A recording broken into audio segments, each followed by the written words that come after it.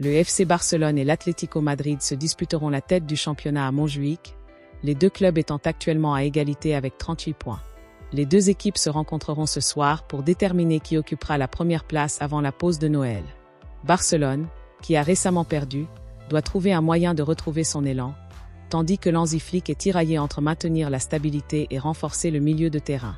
L'Atlético, qui a remporté 11 victoires consécutives, adopte une stratégie prudente sous la direction de Simeone, toujours en quête de sa première victoire à Barcelone. Griezmann sera le fer de lance de l'attaque madrilène face à une équipe catalane qui excelle dans les matchs cruciaux. Si le match se termine par un match nul, le Real Madrid pourrait en profiter pour prendre la tête.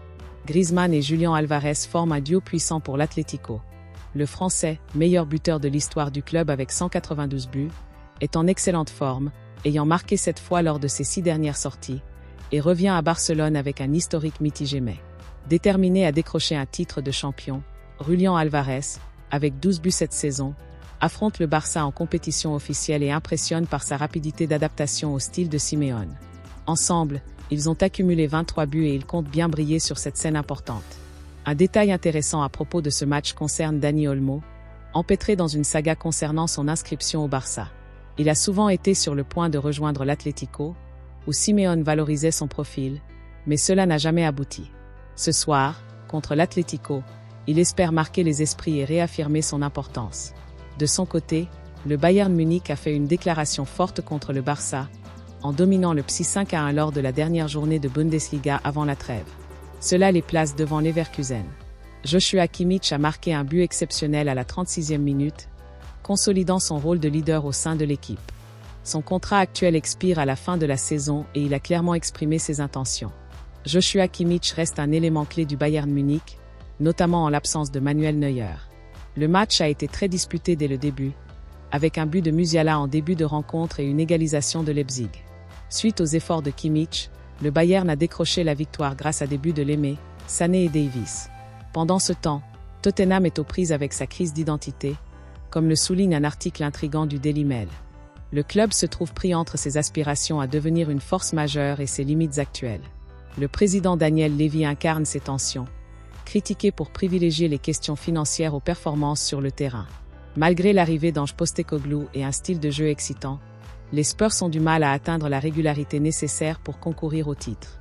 Les fans, frustrés par les déceptions passées et les décisions de recrutement, sont divisés entre l'approche idéaliste de Postecoglou et la position pragmatique de Levy. L'avenir du club est toujours incertain, et une anecdote illustre l'opinion de nombreux fans de Tottenham sur leur équipe en 2019. Tottenham a tenté de négocier un transfert pour Bruno Fernandes du Sporting Lisbonne mais n'a pas réussi à trouver un accord.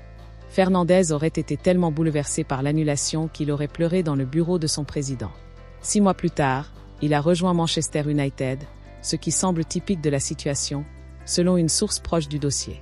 Le même scénario s'est produit avec Luis Diaz à Porto, qui a finalement signé à Liverpool.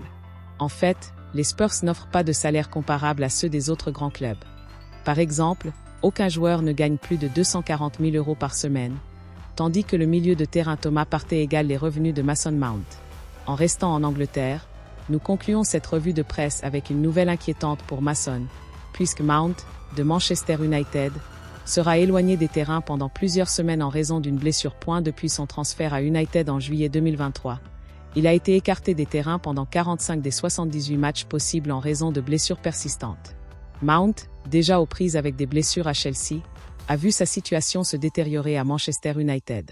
Un autre joueur anglais confronté à des défis est Jack Grealish, dont les performances imprévisibles à Aston Villa semblent affectées par les exigences tactiques de Pep Guardiola. L'ancien assistant de Manuel Pellegrini avait déjà critiqué le rôle décroissant des joueurs instinctifs dans le football contemporain, un sentiment qui correspond à la situation actuelle de Grealish. Guardiola pourrait avoir besoin de déplacer Grealish vers une position plus centrale pour exploiter ses capacités créatives.